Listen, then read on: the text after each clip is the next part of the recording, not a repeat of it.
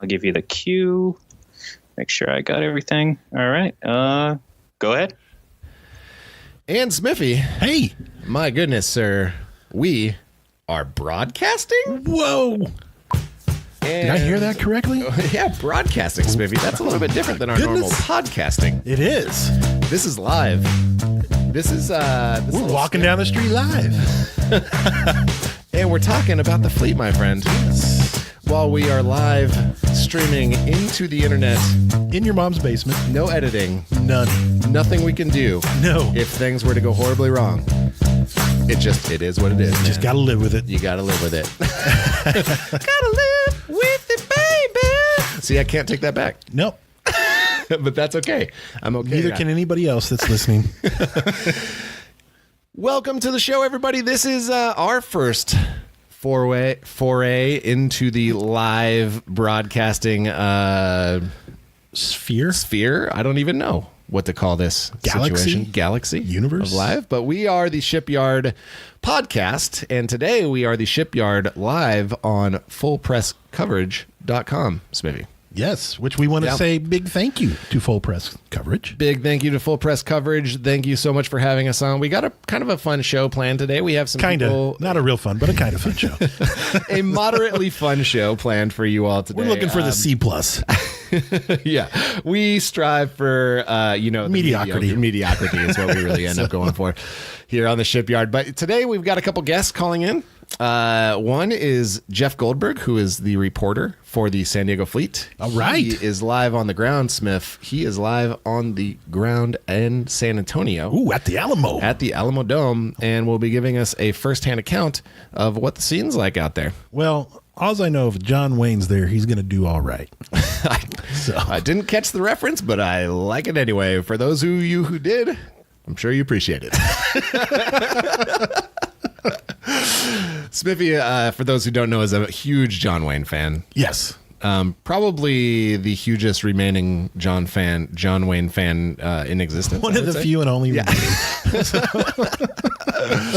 But my goodness, Smith, today, my friend, is the day. It's the day. It's opening have been waiting for day. We actually have football to watch today. No, pro football to watch. Pro today. football. This is so. Honestly, it's like a. It doesn't even feel real. No, it hasn't sunk in yet. It's like the Groundhog's Day of football, because we have 10 more weeks of football here, ladies and gentlemen. 10 more weeks of football, and it hasn't quite sunken in for me yet. Other than basically the activity I see going on online. Today it's just been going bananas. It has. If you look at the Twitter and you're following some hashtags, it's just one right after the other. Nonstop. So, but we have real tangible football ahead of us. We do. Smithy, everything we've done up until now has been speculation. Absolutely. Everything we've talked about up until now has been prediction, speculation, assumption. A lot of assumptions. A lot of assumptions. But we will actually have real football to talk about now. And that's the whole thing. We'll have wins. We'll have losses. Hopefully not too many losses, but we'll have the heartbreak of our team going down. Hopefully not today. There'll be some tears shed for sadness and joy. I think there might be a lot of tears shed in San Antonio today. I do too. As the Fleet are taking on the Commanders. That's the game of the week, I would say. That is the prime game. Prime game. That is the one that is basically being highlighted to kick off this league. Yeah, and it's going live on CBS tonight. Starts at 5 o'clock. So we're going to be heading over to a local watch party at the 55-yard line in San Marcos. So if you are listening and you're in the San Diego area and you are down, you're more in the North County side of things, and you want to come hang out with the boys at the yard, and who wouldn't, frankly? I would. I would. We are I'd like it so much I'd do it every day. That's true. We're a friendly bunch, so come and hang out at the 55-yard line in San Marcos. The Fleet has hooked us up with a couple of nice little gift packages. They did? So we'll be giving away some prizes in between quarters. Which reminds me of something. Yes, sir. I need to text the missus. Oh, okay. While Smith is texting the missus, I will just proceed with the live on-air show and just give you the stink eye, like I've never given you the stink eye before. Well, currently, The box of swag from the fleet is sitting in the back seat of my wife's car. But she's coming by here anyways. Perfect. All right. So we almost lost the box of swag that we're giving away at the watch party tonight, and that's okay. So, but this is live entertainment, guys. Normally what we do here on the shipyard, This would be all edited out. our normal order of operation is we talk for about 5 minutes, then we stop, and then we kind of stare at the ceiling or the floor, depending on how sad or happy we are. And then until we figure out what we're going to talk about next. But we don't have that luxury here We don't today. have that. We can't even give each other the stink eye for very long. And if we got to text the missus, then we just do it live on air. We do it. So like, just Joe's going to take over temporarily. And So we had a little bit of news, Smith, this week. we do. First of all, the long-awaited app, the much-anticipated app. The highly much wanted, almost like the toy for Christmas. Yep. Everybody was chomping at the bit. It came out for iOS first, and then a couple hours later, it came out for Android, those of us who are the Android users, like myself. And so, Smith, what did you think of the app? What were your first impressions? I opened it up and had some thoughts, but It I wanted was to hear what you think. a bit less than I expected it to be. The biggest thing that I looked for is where do I go to stream these games through the app? And I found nothing. Yeah, so that is yet to be seen. I don't know if they're going to turn on some functions remotely right before the games get going, but this whole time they've been telling us that videos should be able to be streamed through the app. Correct? I just don't see the infrastructure for it on the app currently. I do not either. So we'll see. Maybe things will change when 5 o'clock rolls around. I don't really know. But as of right now, you basically have a little preview video telling you what the app's kind of going to be. Correct. And then you have the schedule, and then you have links to basically the team stores. Yes. And there are some minor differences between the two platforms with the app. On Android, right away, where you have the schedule for the games, you actually have a link to buy tickets. Whereas on the iOS version, you actually have to dig in a little bit to where you can see the link to buy tickets. So there's some minor differences, but all the functionality is pretty much the same. Interesting. And the functionality, of course, is just that there isn't much.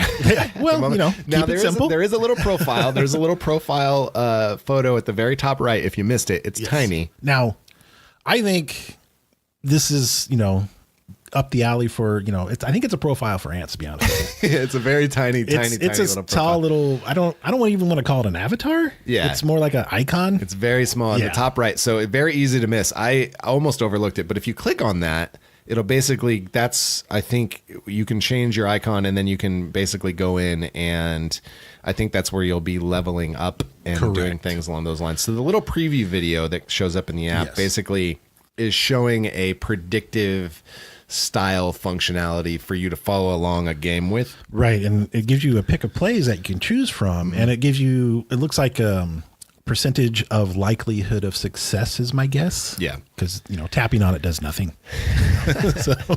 And what's kind of neat, though, is that it's also going to give you, at least according to this preview, it's going to give you a real-time graphic representation of what's happening on the field. Right. So you'll see the quarterback, you'll see the ball position relative to the quarterback in within a fraction of a second of it actually happening on the field. Yes. And that should be kind of cool. I'm kind of looking forward to seeing what happens with that. Yeah, me too. This is this goes to the technology aspect of the league too, because there's sensors in the balls, there's sensors on the players themselves. Yeah. I don't know if there's sensors on the coaches. No, Okay, there he is. He's following them So, down the sideline. Interestingly, though, on that topic of the technology, the AAF released a two-part documentary on CBS Sports this week. Correct. And they dug into the tech a little bit more, and they validated some of the suspicions we had on what this tech could be able to prove in real time. Indeed. Now, the key thing that was said is that they'll be able to tell what body parts are colliding with each other. Was a revelation for me. Yeah. I didn't know they were going to get that precise. Yeah, so they'll be able to, and then, so they'll be able to, one, for coaching, be able to break down technique because it's, your form was incorrect because you were hitting them with the wrong part of your body, or that should be able to, in real time, tell you whether or not there was a helmet-to-helmet contact. Which kind of leads us into our conspiracy corner theory, where we think some of this tech is going to be imported into the NFL, and this could get rid of those erroneous, hits with the helmet or leading with the helmet, that type of thing. Absolutely. And I think that's really, really cool. There was also some key, very big rule changes announced that we did not previously know. That's right. Well, and they also, that rule book came out pretty late. It did. So we were unaware of some of these rule changes, but they just came out. And the biggest of which is that you can only blitz 5 people at a time. It's almost Pro Bowl style. Yeah, it is kind of like Pro Bowl rules. So that's really interesting. Now, immediately what I thought is, oh my God, they're only allowed to blitz 5 people. Like they can't blitz safeties or corners. Right. And we still gave up like 12 sacks in the preseason game. The Fleet did. I was like, oh no. Oh boy. Even with the new rules. So I actually heard, and we can talk, because also coming on the show a little bit later is the Memphis Express podcast. Oh, and I can't wait for this. On their latest show, they had a good theory as to why this rule is being implemented. And basically, the gist of it is... You're going to spoiler it? Oh. Nope. Yep. Oh, wait. We'll talk about it. Okay. I'm just worried that I'm going to forget to talk about it when he comes on. We'll talk rule changes with the Memphis Express. Okay. We'll dive deeper because we've got Jeff Goldberg coming on here in a couple minutes. Yeah, we've got another 19 minutes before Memphis comes on. We got to fill this up. Yeah. Smith, we're drinking some beers today. We are. Let's talk a little bit about the beers. I'm drinking a Belching Beaver Deftones Phantom Bride IPA, which is it's a staple of San Diego brewing down here. The Belching Beaver, love it. I'm gonna take a sip. And what's the consensus with it? It's tasty. The consensus is a tasty. Whoa, nice. And Smith, what do you got going on over there? Well, I have a Modern Times beer by Fortunate Islands. Another local brewery. Fortunate. They put an E at the end, so that's how I'm going to say it. Okay. So it's the Hoppy Tropical Pale Ale. What I like about the can, first of all, it's in old school Padres colors. Modern Times has some really nice cans. These are nice cans. It's almost I don't want to open it, but I did. It is definitely hoppy. I am still looking for the tropical part, but it's also an ale. You can tell it's an ale, and I love ales. All right. I like my beers on the darker side. So this is definitely it. Nice. And it's tasty. It is a tasty brew. I've had it myself. I like it. Everyone, not sponsored or affiliated anyways, but if you get a chance, if you're in San Diego, go check out Belching Beaver. Go check out Modern Times. There are some very nice breweries down here. It's one thing about San Diego. There's no shortage of breweries. No shortage of breweries. And that's one thing I love about San Diego is almost never are we caught drinking a Bud Light or a Miller Lite or some, silly national beer. It's everything here, even in the stores, it's all local brews. There's hundreds of them. Which is great. Yeah. Which is great. I mean, it gives you, it expands your flavor horizons. Yeah. It kind of, going back to maybe how the uniforms could have been a little bit more location specific, is I would have liked to have seen perhaps a bottle cap opener integrated into the uniform somehow. I think so. Maybe on the mast of the ship. That's right. But so moving along, Smithy, we are this is some compelling live broadcast podcasting. Hey, if you decide to go live, this is what you get. Hey, you know what? I'm going to talk a little bit about beers. Nobody made you tune in. So coming up shortly, we have Jeff Goldberg, the reporter for the San Diego Fleet, joining us. And we're looking forward to talking to him, finding out what's going on out there in San Antonio. I'm really interested to see what the scene's like. Well, as we know, Texas as a state is big on football. So I actually expect a big crowd there. If there's one thing I can really give it to San Antonio, is I think that they are really putting together a pretty strong fan base. I think they are. They're definitely enthusiastic. There's no doubt about that. Which, you know what? For inaugural season, for a league like this, I think that's fantastic. I'm not trying to, I don't want to swell their heads too much, but I think they're going to put on a good showing. Yep, me too. And it's one of those things. It's like, we love to hate them, but we want to see everybody succeed in this. I want to see fans turn out, and I want to see them turn out to watch their team lose miserably. Well, it's like the old saying, we love to hate them, but we hate to love them. All right, Smith, I believe we have on the line Jeff Goldberg. All right. Ready to go. Jeff, are you there? Can you hear us?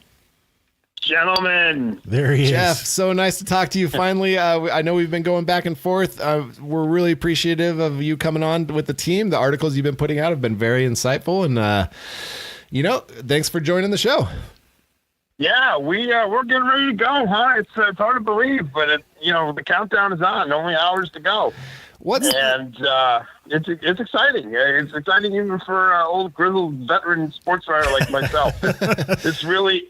I'll just say, and I'm sure you guys have been talking about it. I mean, history is going to get made tonight, one way or another. It's things like this just don't happen. Nope. Yeah. In sports. That's a great way to put it. History is going to be made. I think we're all at some point tonight. I think every one of us that's been working real hard, whether it's the teams themselves, the players, the coaches, front office, and even the media that's covering it as well. We'll have to take a moment tonight and just sort of absorb what's happening, because this really is. It's a historic moment in sports, and we hope, obviously, we all hope that it's something that we look back on maybe 20, 25 years from now, like a retrospective like the old AFL. I mean, when that started, it was, I'm sure no one envisioned where it was going to go, or at least what they thought it was going to do, and I think there's a little of that tonight, but this could be one of those moments where you see, there's a clear demarcation where sports history changes. And we're all hoping for the best. Ugh, I just got chills. Yes. It is historic, and we've been talking about it for a long time, and we're definitely excited. What's the atmosphere out there in San Antonio right now? Are you on site right now? I am not at the Dome yet. Actually, we're soon going to be boarding the buses and heading on over. But I think the mood is good. I think everyone is excited. Certainly the team is ready to go, and but there is that sort of sense of, what's going to happen. It's what's going to happen as far as we know there's going to probably be a pretty good crowd. It sounds like San Antonio did a really good job selling tickets, but even the game itself, who knows what's going to happen tonight? I mean, I wrote about it yesterday that here's and this goes for every team in the league. There's no history to draw on. There's no tendencies to study.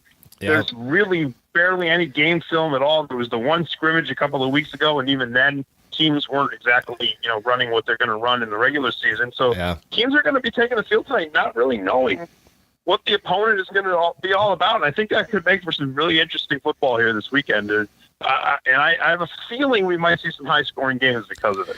That's kind of that's kind of our feeling too. We expect some points to be put up on the board this weekend. What's the? Yeah, I think so. Yeah, I'm looking forward to that. I think what is the some of these late breaking rule changes that came out? The only being able to rush 5 guys at a time, no safety blitzes. How's that changed, if any, in your opinion? How's that kind of affected the gameplay? What might we see that's a little bit different than what we're used to, just based on that alone?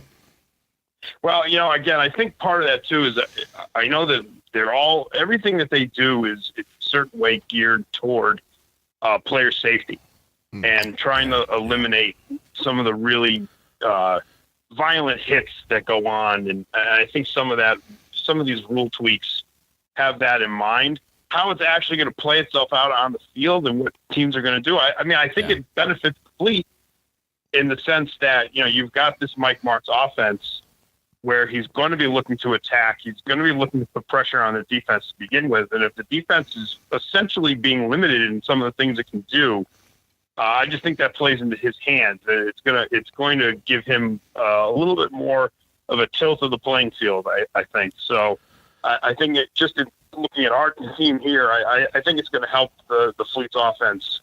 And I think if there's one concern for the Fleet, it's the offensive line. And now, of course, I think all teams would probably say that. I think offensive line play is going to, I don't know if anyone feels particularly confident in their offensive line play, but I think in particular, they've done some shuffling on the line, and if there's I say we, I got to be careful. If they are able to withstand pressure and keep Berkovici upright, Yeah. That bodes well. It bodes very Agree. well for them. Yeah, we did a little breaking down of the preseason game, and it definitely seemed that Berkovici spent more than his fair share of time on the ground. Well, also too. Orlando got a lot of pressure early in the game, and one thing that I noticed is that in the second half, it changed. The line played much better in the second half, and when they had time to throw, they were moving the ball, and they were running the ball well too. And they scored a lot of their points in the second half. And the line, it was like two different lines. The first quarter line was very shaky, and and coach even said after the scrimmage that he felt like they were a little bit nervous, that they might have been a little bit uptight, and that probably contributed to some mental mistakes.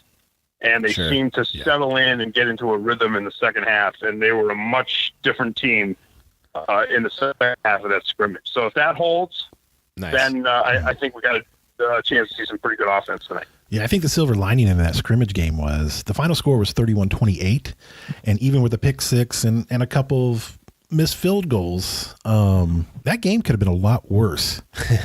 But I think I suppose it could have. Yeah, it certainly started out like it was going to really get away from them, and it didn't. They managed to hold it together. And I think if the game had been about 65 minutes long, I think the Fleet probably would have won it. I mean, they really came on strong in the final 10 minutes or so. Again, I think they just sort of found they got their feet underneath them. You got to find that rhythm. Settled in, and once they did that, they moved along pretty well. They were percolating down the field. We had a chance to talk to Cam Kelly last week. Great show. He was with us for the full hour, and he had brought up a really good point around this specifically, is that the Fleet didn't even get a joint practice leading up to the preseason game. So the offensive line as a whole, it was really the first time they had seen action where someone was actually trying for reals to sack their quarterback. So, why was there no joint practice for the Fleet? I'm sorry. I'm sorry. The question was, why was there no joint practice for the Fleet? What happened there? Was it a weather delay or? Well, I am in questions like that. There's one area where I'm a little hamstrung. No worries. I don't know, because I actually, I did not actually join the team itself until near the end of practice. I was like January 21st when I actually popped out of the scene. So things like that had probably already come and gone. I don't really know the answer to that. I don't know how many teams did joint practices. I think a few did. Okay. They just, I don't know if it was just a matter of, I will say one thing, they practice very early in the morning. Yeah. And, I don't Uncle know Mike. how many teams wanted to do that. Mike had them out there, about 7:00 in the morning. They were early risers. So I am not sure. I think by the time I arrived and started doing my coverage, it was, they were about 3 weeks in. So nice. Any sort of joint practice at that point would have been over anyway. Yeah. But that's what the preseason, the scrimmage it really wasn't even a preseason. It was just a scrimmage game. But that was the opportunity for them to have that. So, I don't think, it's funny because, you look at how that game played itself out, and Coach Spurrier came into the interview room after the game, and he was really he was very unhappy. His team did a lot of good things, and he was very negative about his team. We got to fix this, and we got to do this. And Coach Marks came in, and he was thrilled because he saw that the team did struggle early, and as he said, the things that went wrong for them were all things that he knew they could fix. Nice. But what he liked is that they kept it together. They kept their heads in it, and they didn't get overwhelmed, and they made corrections, and they played better as the game went along. And that's what he really was happy about that. And so we'll see. We'll see what they did fix tonight. But, I think he was fine with that. He didn't have a problem with, he liked the way Berkovici, stood in there. Even for all of his struggles, he kept on fighting. Well, I had a chance to. That's what he liked. Yeah, I had a chance to talk to Mike earlier this week. There was a press a conference call, and I asked. I said, Hey, Coach, is there any chance that you're going to be rotating quarterbacks in through in different situations based on how both quarterbacks played in the preseason? And he was very confident, very emphatic. He's like, absolutely not. Berkovici's our guy. So that was a big vote of confidence for me hearing that, because obviously if you just look at the box score, there's some head scratching going on. But I think that first half, as you mentioned, was really the first time that the team ever in the history of their existence had gotten together to play. Exactly. So right. You got to take it with a grain of salt. I can just tell you, it was so much a function of the line play. He just had no time. He was just under pressure almost on every snap early in that game. And it just led to all kinds of mayhem. And once the line asserted itself, Mike was a different quarterback. The offense was a different offense. I think you have to just sort of, throw that out the window as far as, how it actually played out, because that's just not the team. Yeah. Well, we'll find out in a couple of hours. We will. We will. I don't think we're going to see that kind of sort of, leaky start. Yeah. Like they had. I think they got that out of their system, and now they're ready to go. I think it's an overall positive for him, in my opinion, because it probably gave him something really to focus on to improve. And I was curious, how's the team reacted and adapted to the new offensive coordinator, Mike DeBoard, coming in? Because if I'm not mistaken, I think he came in just less than a week before that scrimmage, right? Didn't he? Yeah, he came in right after I did. Yeah, I think they've adapted well. The history between Mike and Mike is strong, so I don't think there was a lot of transition in the sense of the way they're being coached, because Mike DeBoard is someone who has worked with Mike Martz in the past, so they were already on the same. That's why Mike DeBoard is here. It was interesting talking to him. He had just retired from being an assistant coach with Indiana, and he said him and his wife were getting their retirement home, more or less, like where they were going to live in Michigan. They were putting that all together, and Mike Martz called and said, "Hey, you want to come do this?" And he said, for anyone else, he would not have done it. But for Mike Martz, he absolutely wanted to do it, because they have a real close bond. That's good to hear. I'll also say one other thing about that, an insight that I got from Mike DeBoard is that he was in San Antonio the first week of January. I guess there was a coaches convention at the time. So he actually stopped in and watched a fleet practice. And he remarked that at that time, and this was probably only maybe their second or third practice, that it just seemed like that it was very slow. The pace he was a little surprised at how slow the pace was. And then when he came back 3 weeks later and assumed his role, he said it was like night and day. That the speed had clearly, obviously he could tell that the team had been picking up what Coach Martz was teaching them, and that the whole speed and pace of the way that they were practicing was drastically different and better. And I thought that was interesting, that he could actually see the progression from the very beginning to almost to the end, that the team had come a long way. So an interesting insight. But yeah, I don't think there's really been I don't think there was much of a change at all. I mean, this is the Mike Martz offense. And I don't know. I mean, maybe you and I can be the offensive coordinator. We wanted it. Trust us. We were trying. They do it, and it'd be an interesting job. I mean, I think it's going to be fascinating to see. I know Coach Martz, he said it in the call the other day. He's really excited because he's got a lot of different pieces. Yeah. He's got a good. You think about those Rams teams. And and look, they were Hall of Fame players, but really, I mean, you look at the tight end stats for those 99 to 2001, 2002 Rams. The tight end was not even part of what they used to do. Right. Oh, yeah. And now we got Escobar, he's got 15 targets. 3 really good tight ends. Yeah. That he's going to use, and he's been using, and so they're like, this offense is going to be pretty multidimensional, I think. So which give Mike Martz a lot of different parts to move around. That could be pretty scary for a defense. Well, I think one of the positive too from that is, Mike Martz being a coach of his pedigree and his history shows that he's willing to learn new things as well. And it sounds like, I guess, the story goes is that he bought Don Coryell's playbooks, and it almost sounds like he's actually incorporating some of that with the inclusion of the tight ends. Yeah, the tight end play, and of course, Eric Coryell, the Kellen Winslow was one of the greatest, probably the greatest tight end of all time, especially at the leading up to that point, as far as being used in the offense and in the passing game. So we're super excited to see what's going to come of that, because it's just an exciting style of offense to watch. Greatest show on surf. Greatest show on surf. Yeah. Greatest show on surf. There you go. That's right. Hey, Jeff, one more. Oh, sorry. Go ahead. I'll let you finish that up. And then I was going to say, I was going to give you a little trivia that, so he's going up against Mike Riley tonight. Mm-hmm. And, we had a lot of talk about, the last time Coach Martz and Coach Riley went head to head in a game was back in 2000 when the Rams just decimated the Chargers. Mike Riley coached the Chargers. And what I found out about that is that night, on ESPN, on Chris Berman and the whole primetime gang, that was the first time that anyone ever referred to the Rams as the greatest show on turf. Oh, wow! They actually said that the first time was just the greatest show on earth, and apparently over the next couple of weeks, then they changed it to turf.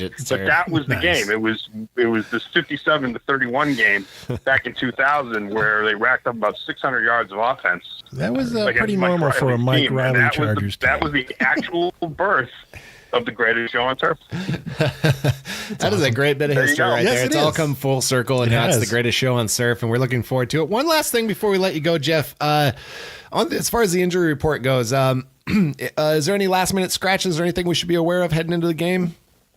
No scratches, at least as of whatever time it is right now, 4:30 or so. There has been no scratches. There's one, Curtis McKell is doubtful. Okay. So we're probably not going to see him. But everybody else should be out there. There's a couple guys that are questionable, but they were all full participants in practice on Friday. So I suspect we're going to see a pretty full complement of players tonight. Nice. I'm looking forward to seeing some. Barring something late that we haven't been told about. You never know until they get out there. But I think pretty much everybody's going to be out there. I'm looking forward to seeing some Nelson Spruce. Coach Martz had a lot of really good things to say about him, but we hadn't heard much about him coming out of camp. But he was an exciting prospect. So hopefully he gets some action tonight. I'm looking forward to seeing what Nelson can do. Yeah, I think so. And if he's limited at all, I think the guy that I think is going to wind up being one of the big stars of the team this year is Dantes Ford, who sort of fulfills the same role as Spruce and was dominant in the scrimmage. And I think that's a guy also, number 12, Ford, is the guy to keep an eye on. I think he's got a chance to be pretty special. Nice. Yeah, Ford, of course, he went bonkers in the preseason game with 12 catches. Depending on the report, either 120 or 130 yards and a touchdown. So, yeah, we're looking forward to seeing him. The final numbers were it was 12 targets. He caught all 12 for 131 yards. I think there was a discrepancy about, he caught they ran the onside, the 4th and 12 onside play. That's right. For some reason, he was not credited with the catch, even though he actually did make the catch. So I think there was a 17-yard play there at the end that he didn't get credit for.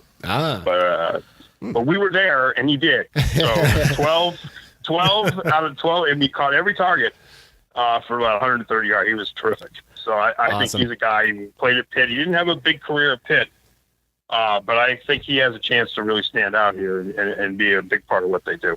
Fantastic. Well, thanks so much for coming on, Jeff. We really appreciate thank you, Jeff. it. Have a great time at the game. Here we go. Anytime you want to come on the show, you're more than welcome. We're super excited. Go Boats.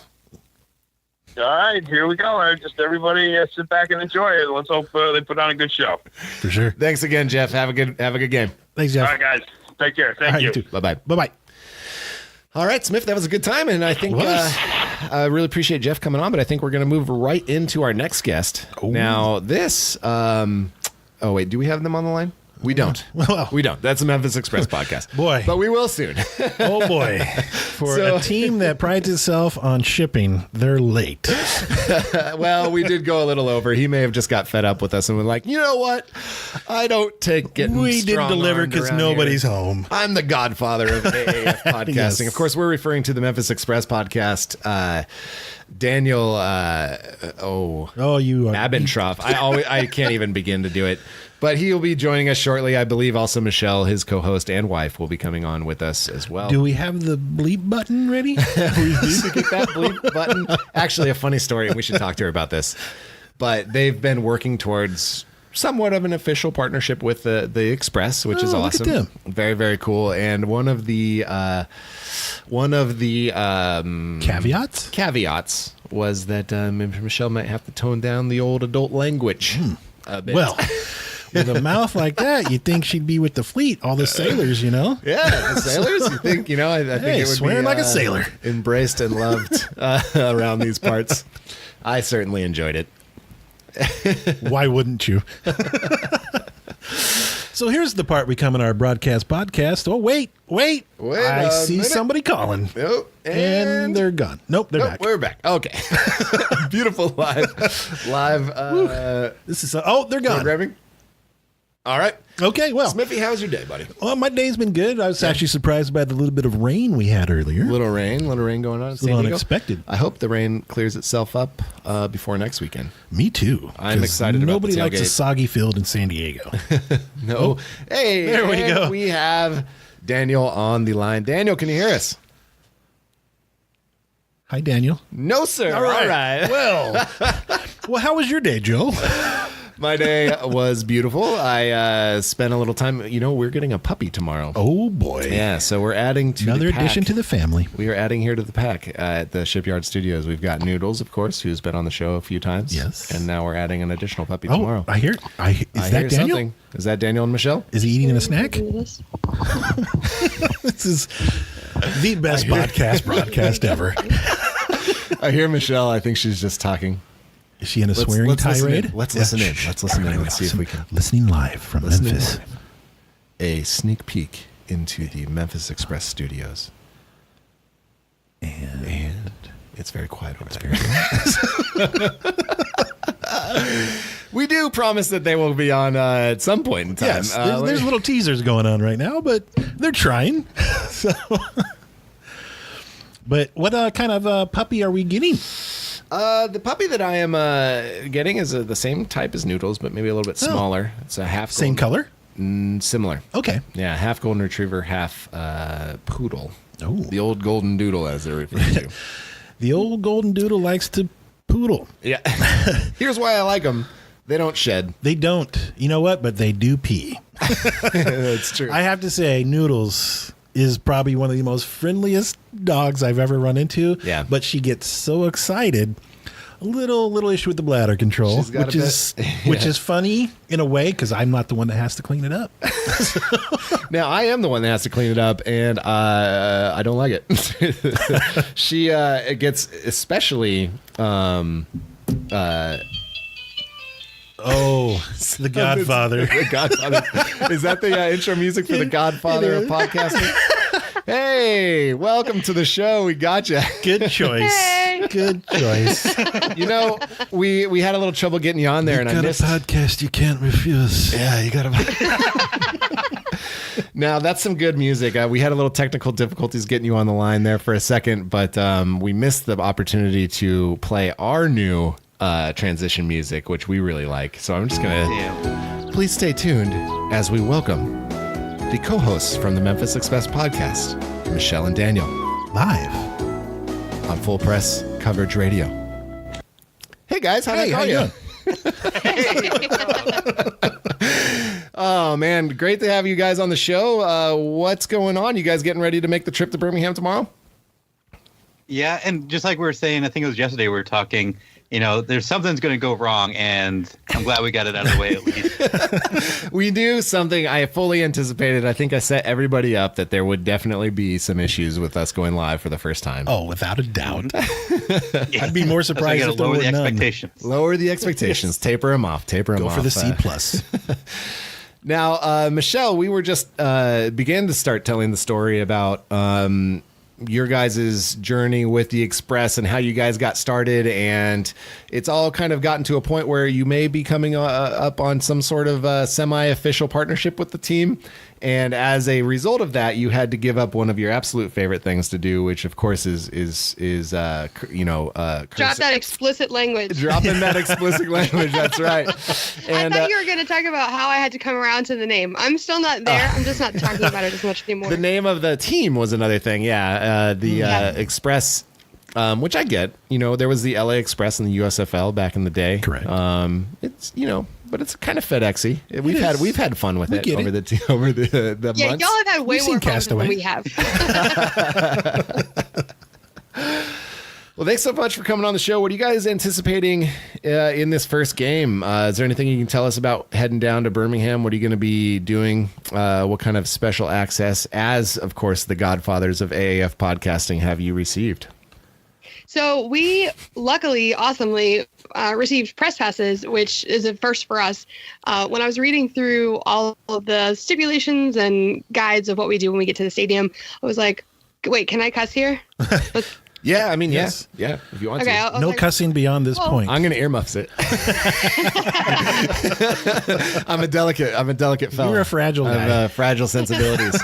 But yes, if you want to see me curl up in a fetal position and move over to the corner, then go right on ahead. Which is hilarious because you're like 7'2".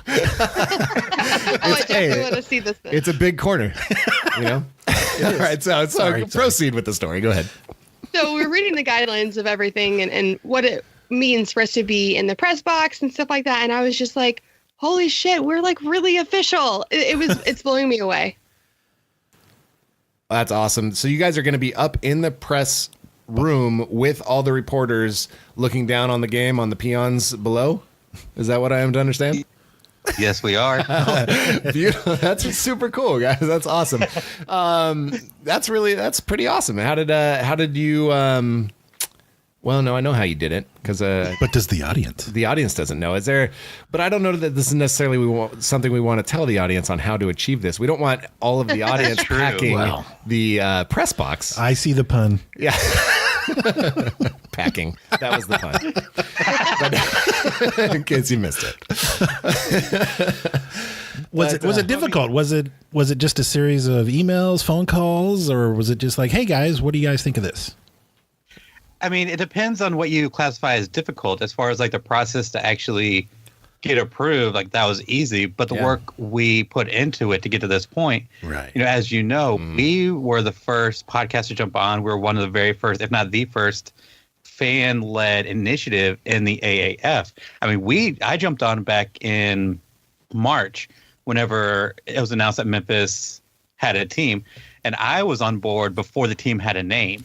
So we've been laying the groundwork and planting these seeds, and been in contact with the team, and just building these relationships for the past how long has it been? 9, 10 months? Like 9 months. So to get the press pass is easy. To get to the point that we were able to get the press passes, it's been a labor of love, and we've just enjoyed it the entire time.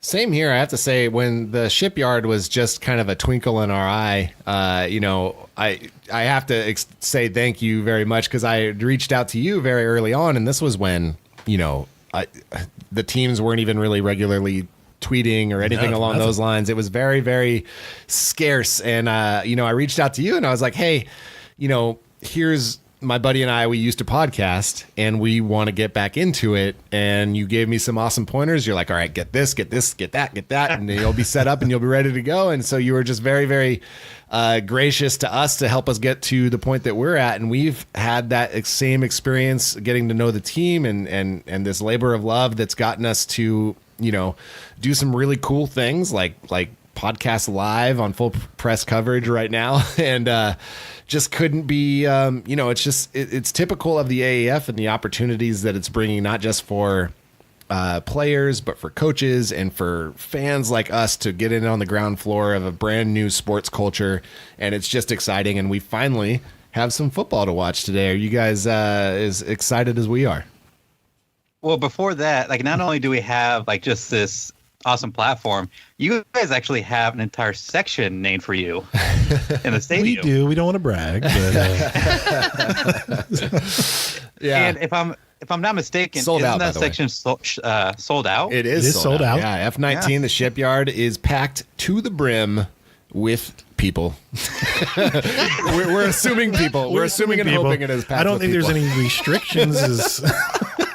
You just got played by some ticket scalpers, and they're nobody Yeah, can show right. up. They're just it was all by bus. It's a huge practical They joke put from crickets the in beginning. the seats. Literally nobody else is going to be in that section except for us. Except for just me and Smithy sitting in the front row, extremely sad.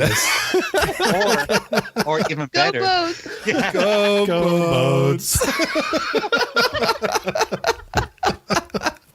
It's gonna be hilarious.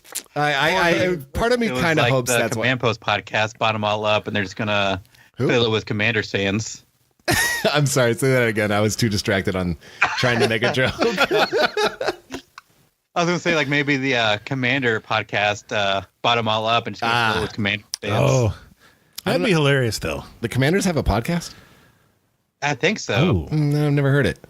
Oh I no don't no nearly That's think he the has. that's the one. Link does. I keep trying to listen to that one, but I yeah. keep trying to listen to that one. But the next thing I know, it's tomorrow morning. Heyo! Oh, shots fired! Sorry, that's the one I put. That's the one I put on at Betty by time. Works like a charm. Works like a charm every time. But I do have to say, all jokes aside, the San Antonio fan base I think's really come out strong, and I think it's probably going to be a pretty packed house tonight. I'm looking forward to seeing it, and I'm actually hoping that it is, because I think if we put out a good showing today, that sets the tone for the rest of the season. it does. And also, too, there's Fleet fans traveling to San Antonio to watch the game today. Yeah, we've actually gotten a couple messages from some groups going out there. So That's awesome. So speaking of, does it sound like any Express fans are going to be making the trip to Birmingham? Yeah, we've been hearing about people making sure there's driving plans and possibly a caravan headed down there together. I mean, it's only 3.5 hours, so it's totally realistic that there should be hopefully a huge show out there. Nice. I know about like 10 people that are going to be making the trip that have mentioned it. So I can only imagine how many people are actually going to be there. Yeah. Well, that's exciting, and I think if you want to get into it, is there some breakdown of this first matchup?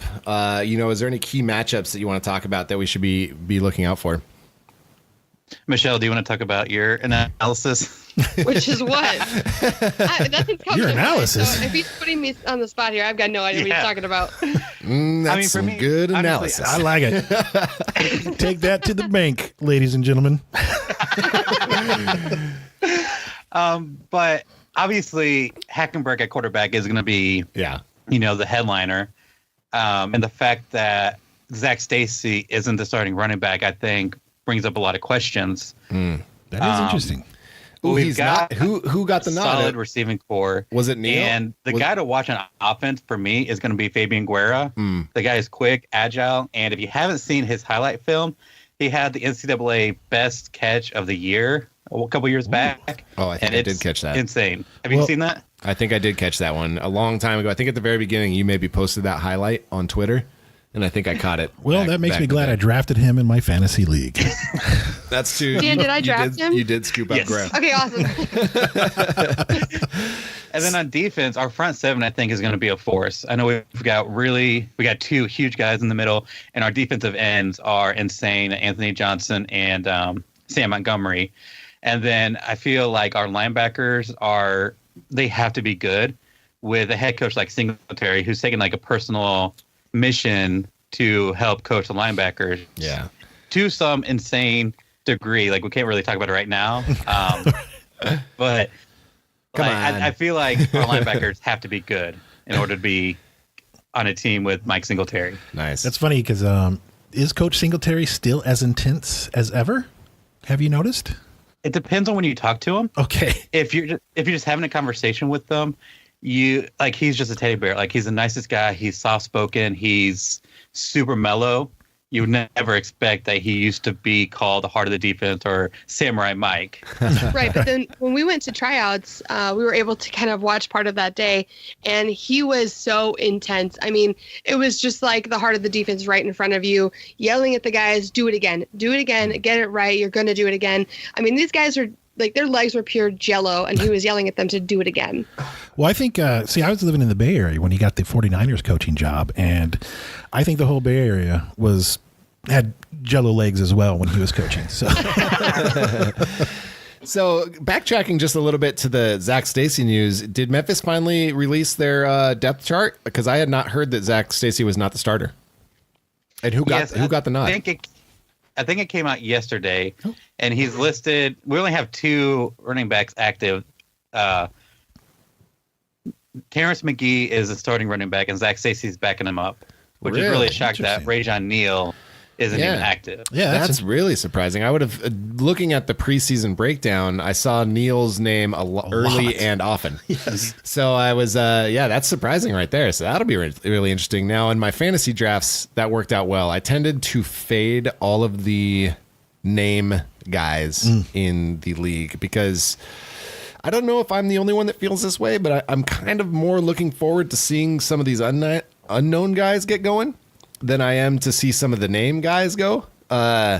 Because it seems like, I don't want to be a dick, but it seems a little bit like, if they've already been to the NFL and they had their shot and they didn't quite make it. Right. Like, yes, of course, we'll want them to keep fulfilling their dream and playing more football. But are they as hungry? As the other guys? They've already probably got a decent, bit of money in the bank, and some of these younger guys I want to see get going. Like, that's why I'm excited.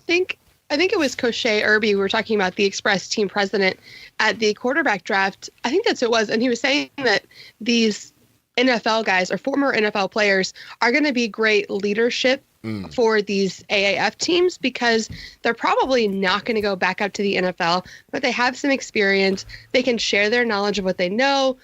They've got some expertise there. So they're going to be great leadership and kind of mentors to these younger players. And the way he broke it down, really, if you think of the AAF in kind of 3 tiers, you have like the bottom tier players that aren't going to make it. They're going to get cut from the AAF. And, that's that. Then you have like the top tier players that are going to be really good and get a chance at the NFL. And then you got these middle tier players that you really need to kind of build your base around. It's the guys in between that aren't going to make it to the NFL, but they're not going to drop out. Right. And that way you can year to year, you have this core group that you can kind of build your leadership around in moving forward. Nice. That's a good way to put it. That's a good way to look at it too. Yeah, that is actually a really good way to look at it. And I know, on our side, Bishop Sankey was that guy, and he's on the IR now, but I have seen that he's still with the team, hanging out with guys from the team, and he probably brings a little bit of that knowledge to these younger guys. And we definitely do have some of that on the defensive end as well. We have some AJ Tarpley, and now he's one of the most interesting stories in all of the AAF, in my opinion, because he retired from the NFL. He wasn't cut or released. He retired for health concerns. And so this is his more or less triumphant return. So he brings a lot of experience, and he's been dominating from what we've heard on the defensive side of things. And so looking forward to getting him going. But yeah, so guys, before we let you go, any score predictions for your game? Yeah. What do you think? I'm just going to put it out there. It was mentioned in the Facebook group by one of the biggest fans for the Express. 34-28 Memphis. 34-28 Memphis. All right. Yeah, it seems like that'll works be a good for me. Yeah. Well, you heard it from the Godfathers of the AAF. The Godfathers of AAF podcasting. You could call us the Podfathers. Podfathers. Oh, the Podfathers. Now we're talking. I think that's a T-shirt in the works. You were onto something, sir. You're welcome. You're welcome, guys. Put that on your merch shop. It's going to sell like hotcakes. Yes. I'll only take 20% commission for giving you. Wait, we do that when we call out your show every week. We give you that promo. That is true. You guys have been awesome, and I'm always tuning in just to hear you guys talk about us. It's really we love it. We love it. That's the only reason. You just want to hear us talk about you. I see. No. So that way, every once in a while, you'll shout us out, and we can have some of your glory. That's true. We do. It's been fun. Actually, the whole podcast community that's developed around the AAF, I have to say, is an awful lot of fun. Yes. The audience probably doesn't know this, but we all talk behind the scenes, and we have a very fun, healthy dialogue going amongst us. Except for one. The Wild Stallions. The Wild Stallions, those guys. Big time in us. They are ghosting us. The Wild Stallions, yeah, we can't get a hold of those guys. No. So, but that's all right. I mean, do they have phones in Utah? we see how it is, Salt Lake City. Yeah, They're it's all right. Big time in us. But, It's snowy there. well, thanks again, guys. We really appreciate you coming on the show. I'll let you get back to awesome. your game prep and AAF action coming up this afternoon. I look forward to talking to you guys afterwards, and Comparing notes. good luck to you. Y'all Absolutely. too. Yeah. Thanks again, guys. Thanks. Is there anything before you leave that you guys never want to mind. shout out? Yeah, no, Smith, we're not letting him go just yet. Is there? Where can people find you? Where do they need to look if they're somehow not aware of the Podfathers? Where do they need to go to find your show? Pretty much we are at Memphis AAF everywhere on social media. The website is memphisaaf.com. Beautiful. All right. Thanks so much, guys. Have a great time enjoying some football. Can I say February. bye? you. Can I say bye now, Joe? You can. Smith. Okay. Wait. Okay, now. Well, All right. Okay. Thanks, guys.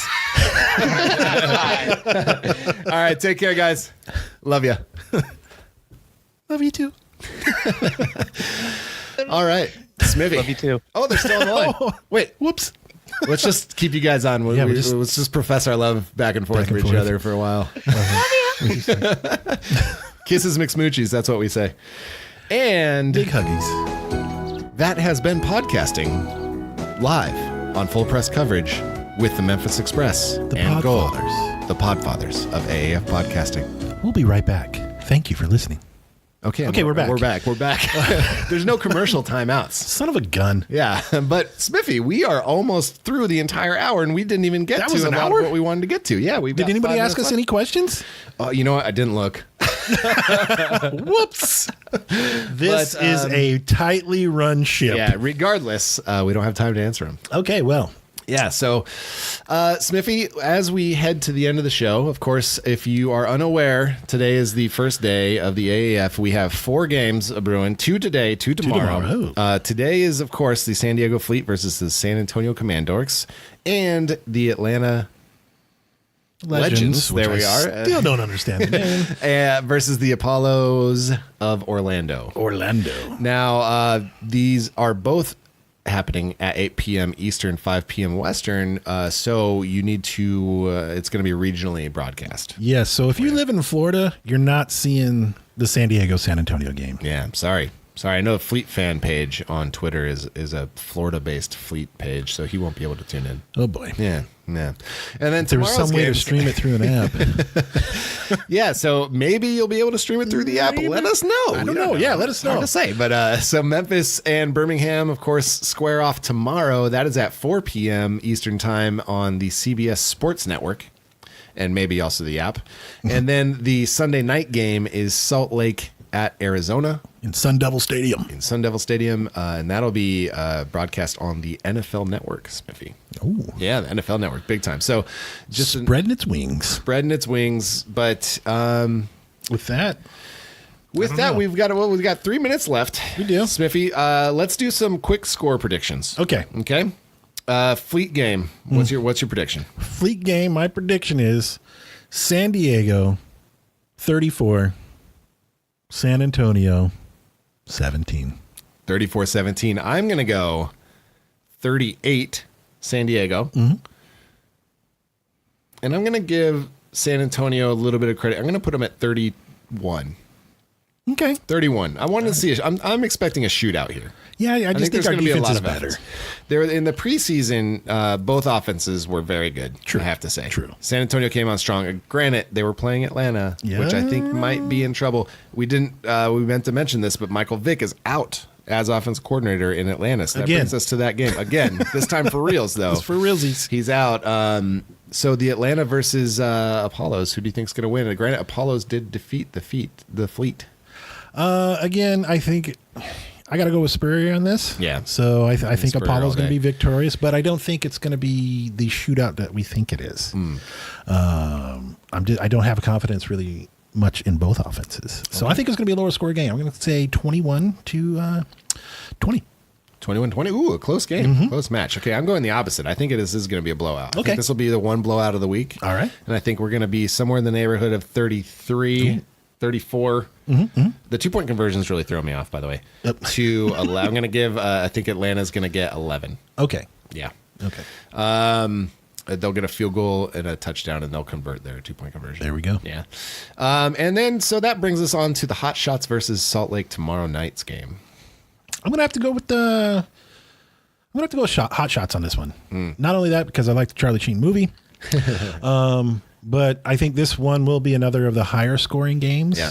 And I think it's probably going to be 32-28. 32-28. All right, I like it. I don't know if the math works out with the 2-point conversions, but hey. Now, Salt Lake has a trio of running backs over there. Matt Asiata and Brandon Oliver are names that we're familiar with from the NFL. Totally. But the guy who's been getting the hype and the guy who has the highest salary on fanball.com is a running back by the name of Joel Bognan.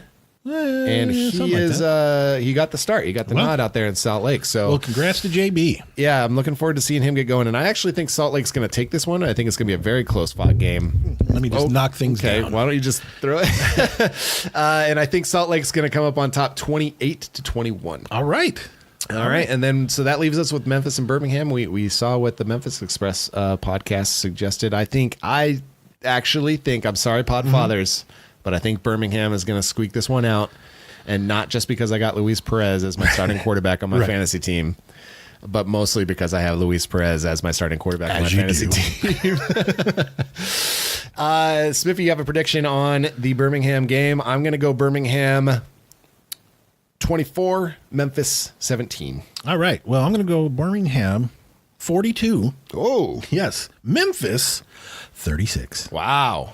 Okay, I would love to see that. Yes. I hope it works out. I think this is going to be the game that lights it up. And with that, And Smithy, we have reached an hour of live broadcasting, my friend. You know what that means? You know what? I don't even feel an hour older. I do. I feel very old. Are you exhausted? I'm exhausted. Boy. But you know what that means? You know what that was? That always means we've come to the end of our show, my friend. It's the saddest part of the show. This is the saddest, but in some ways, the smoothest. Oh, yeah. Oh my goodness. It's so smooth, you got to get even more smoother. Rocking that sweet outro music, my friend. Absolutely. And you know what it means when we are rocking this sweet, sweet outro music? It means you got to take care of those sweet, sweet beards. That's true. And how do you do that? You head on over to thebeardclub.com. You purchase items. You Slap them on your face. Slather them all over that face of yours. Exactly. Get rid of the space on your face. Next thing Please. you know, you've got a glorious beard. Next thing you know, you've got a pretty lady. And the next thing you know, you got a brand new football league that starts today. That is true, and we could not be more excited. Thank you for joining the show. We are the Shipyard. We cannot wait. Come join us at the 55-yard line today, soon, in a couple of hours, and watch the fleet destroy the San Antonio Commandorts today at the Alamo Dome. Smithy, Yes. we are the boys at the yard, my friend, and our milkshakes are better than the Commanders. You're damn right they are. This has been a live broadcast on Full Press Coverage. Thank you for tuning in. And we out. Bye. Well done, guys. Well done. Thank you. Well done.